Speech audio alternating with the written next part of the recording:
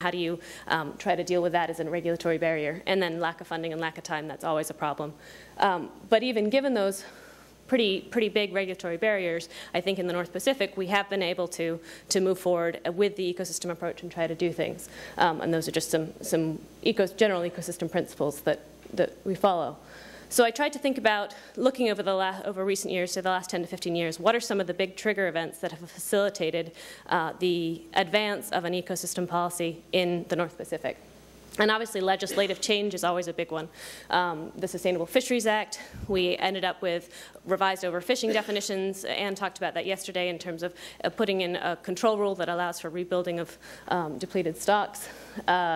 The essential fish habitat came out of that, essential fish habitat definitions came out of that Sustainable Fisheries Act, and also the Ecosystem Principles Advisory Panel report, which talked about fishery ecosystem plans as ways to move forward. Most recently, the Magnuson-Stevens Reauthorization Act has come out with requiring sustainable science-based annual catch limits. So those are some ways that have changed the way the Council looks at ecosystem approach. Legislative change is obviously a big one. But there's also national policy reports, and there were a couple in 2004 that engendered a lot of dialogue and conversation at the Council level. I'm going to talk about that a little bit more when I talk about some of the specific tools, but that's something that definitely changes the policy approach to ecosystem best management at our Council, at least, is trying to get grips with these are the national level discussions, and how do we go back and take some of those ideas and use them in our management. Obviously, new scientific information, Center of Independent Expert reviews of stock assessment, the National Academy of Science reviews, gear impacts on habitat, that research, when it comes out, you want to be able to reflect that new understanding in your management, and declining population trends, particularly for ESA species, has been a big one in our region with the Steller sea lions. A couple other ones, and more recently, thinking about climate change, the Council has been trying to react to that by doing some actions that look at the idea of, do we have, if stocks redistribute and we have changing distribution of stocks, do we have places where we have unregulated fishing opportunities that we need to act to make sure that those are dealt with. And so that's one of the things that's been driving perhaps that ecosystem approach up in Alaska. And then finally, lawsuits. It's not a pleasant one to talk about, but certainly in terms of the programmatic, I think, and I'm going to talk about that in a little bit more detail, I think that's actually had a lot of influence on the Council's ecosystem policy. So what happens when these trigger events occur or these policy changes happen? Well, I think what happens is new ideas get discussed, talked about, debated. Sometimes those new ideas get implemented. But that whole process of discussion happens at a collective level through the Council process. It's not just decision makers, it's staff, it's stakeholders in the process, and that's a really important element that I'll keep returning to in this talk, is raising awareness of stakeholders about why are we doing things differently, what are the best practices, what are the best practices for sustainable fisheries in the future for our Council and our region. And so over time, as you have these ideas discussed and then some of them implemented, your baseline shifts. You start comparing your ecosystem-based fishery management baseline. It moves along as those ideas become normal, become part of the status quo.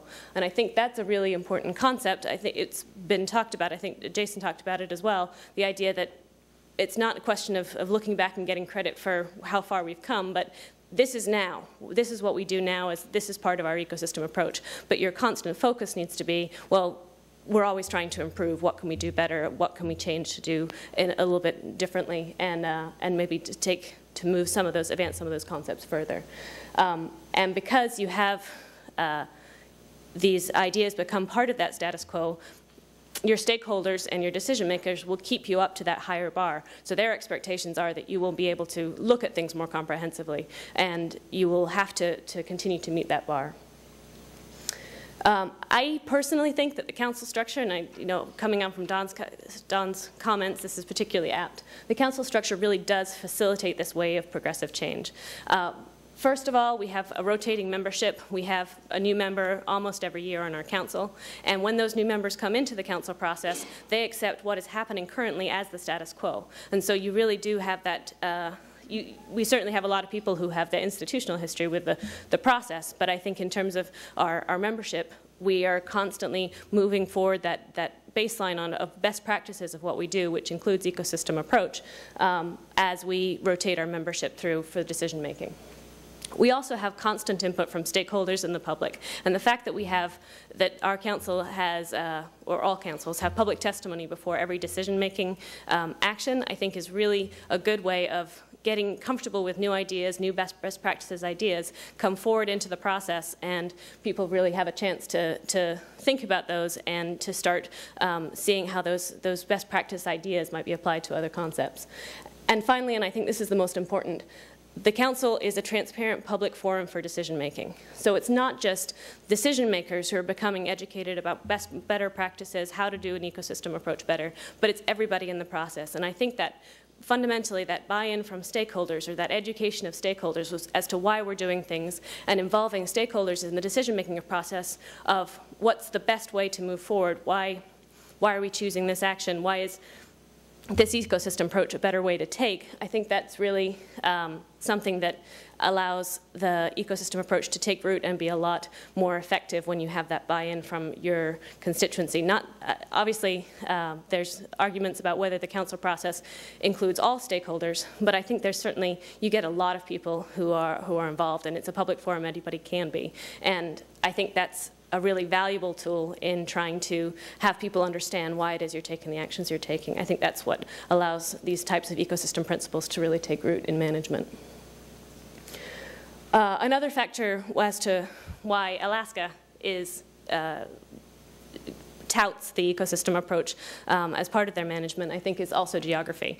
Our fishery areas are different than others in the nation, and we're a long way from headquarters. And I think that does really breed an attitude. I mean, you can call it a frontier attitude, you can call it a stubborn attitude, but we don't want to be implementing someone else's idea of a perfect practice that might not be designed for something that works in our region. And so the best way, the best defense is a good offense.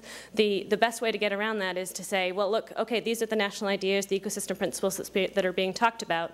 Well, how can we make those work in Alaska first and try to get a system that works for us, and then maybe we'll be more comfortable with pursuing those results. And I think that's really helped in Alaska for moving forward with the ecosystem approach. The third bullet there talks about the fact that maybe we're a little bit lucky from geography as well, because we're a large area but fewer people. There are fewer cross-jurisdictional issues. So maybe as an obligation for fishery managers, it means that if we see a problem arising in the ecosystem, there aren't that many other people who can take action to maybe address some of those impacts, and we have a bigger obligation as fishery managers to try to take on some of those questions. So moving on then to looking at some of the specific tools that we use in Alaska. I'm focusing, as I said, more on kind of management tools. There's a lot of, Dan's talked about, there's a lot of specific ways that you can incorporate ecosystem-based tools into science that certainly feeds into management. And then obviously ecosystem-based fishery regulations, implementing that in the field. But I'm trying to talk more a little bit at the kind of the management sense. Some of the things I'm going to be talking about I might run out of time for a little bit, so we'll just start with a couple. The first, Anne referred to yesterday, is the groundfish management policy. And so in 2004, the Council adopted a comprehensive management policy that looks at target species, objectives for all different components of the ecosystem, not just target species. That management policy was the product of a 6-year process of a programmatic review of the fisheries. It was initiated because of a lawsuit, and consequently was very high priority for the Council and for National Fisheries Service. There was at least one major course change over that time period when we totally restructured the alternatives and structured the approach for the review. And I mention that it's important because over this 6-year process, we had a dramatic education process of everybody within the council staff, and stakeholders of what is the importance of this comprehensive approach to fisheries. Why are we looking at objectives for marine mammals or for non-target species? Why is that important? And that dialogue that occurred over those 6 years, I think, was really key in making this an effective tool. So we came out of that process with the groundfish management policy itself. I think that is useful to have that kind of comprehensive policy, because it does set up down on paper that the Council is committed to these various different objectives. It also gives a guideline, sort of a strategic game plan of the things that the Council would like to move towards in terms of implementation of that policy on a more comprehensive basis. But I think the key thing that was effective or useful in that process actually was that 6-year painful, stressful process of trying to get through the lawsuit, because it really changed fundamentally the awareness level of not just decision makers, but absolutely everybody who was participating in the process. And I think that was really important. In terms of looking at what are some of the obstacles for using this kind of comprehensive management policy as a tool, well, certainly in the development, in the programmatic, having anything that's lawsuit driven is a benefit in that it makes it a high priority, but it also means that you're limited to looking at trying to pass the test of meeting legal challenge. And in terms of an ecosystem approach, what you're trying to do in a lot of times is to be innovative, to come up with new ideas. When one of your main goals is to meet a legal challenge, I think that maybe you end up being, it sounds funny in context, but you end up being a little bit more conservative about what you're trying to do because you have a different goal in mind. Maybe if there were definitely other ideas thrown out there in the development of the programmatic and the ideas for programmatic review that we didn't take forward because they weren't going to, what we ended up with was maybe the safer way to go in terms of looking at that meeting that challenge of coming up with the programmatic review. Without the lawsuit, you maybe have a little bit more flexibility to throw in some other ideas or new ideas or different ways of thinking about it. I would say that I think we ended up with a really good product because it took that 6-year process, but that was certainly a factor. The other thing with any kind of comprehensive management policy is it's inevitably going to be a really broad, complex, very large-scale issue. And it's been 5 years since we did the programmatic. We're now looking at a council level of reviewing that document to see, is it still valid, or do we need to update it? Do we need to start a process of maybe looking at that programmatic type review again? And we're only just now, after 5 years, addressing some of the specific objectives that we said we were going to do as part of implementing this management policy. You know, we're only getting to just now to some of the community issues in terms of improving the Council's community outreach and bringing in other stakeholders into the process that perhaps don't traditionally participate as much. So these are some of the issues with having this kind of broad policy. It's because it's so complex, it does take a lot of time. Another tool that we use in Alaska is the Alaska Marine Ecosystem Forum that I'd like to talk about. This actually came out of some of those national reports in around 2004, the U.S. Commission on Ocean Policy. They talked about regional ocean collaboration, and that was a big impetus of looking at ways to collaborate beyond just the fisheries agencies.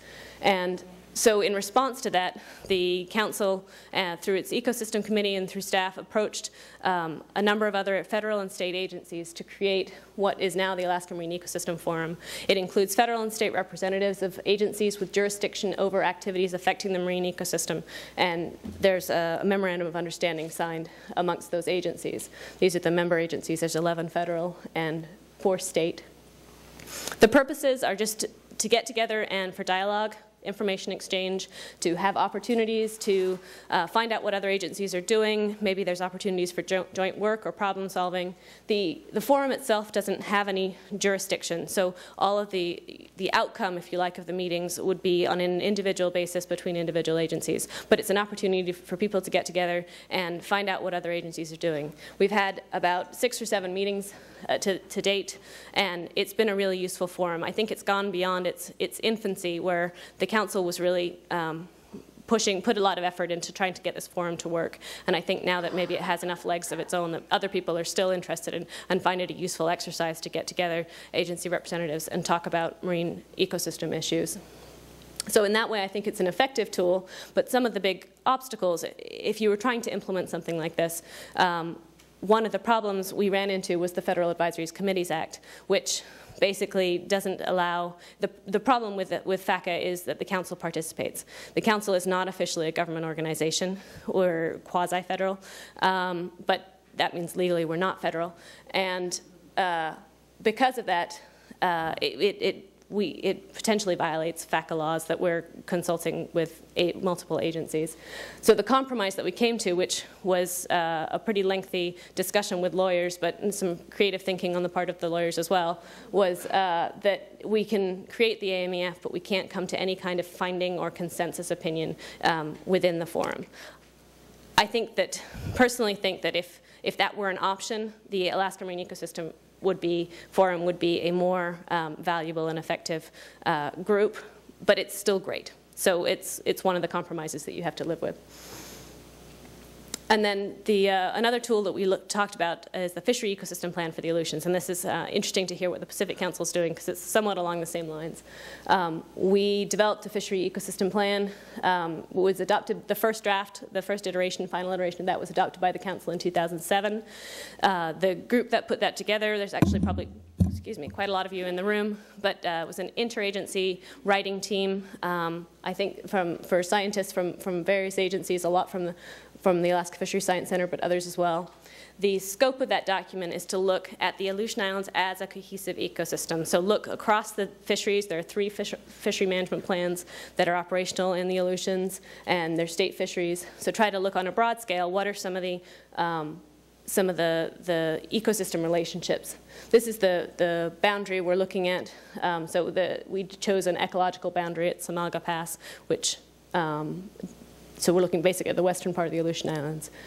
But the purposes were, as I say, to integrate information across the different FMPs, to develop and refine tools like models, identify indicators, try to identify research needs and uncertainty, and then basically the fundamental part to assist the Council with understanding the cumulative effects. So understanding in your fishery management actions, what is the broader ecosystem context and what are things that you might want to be considering.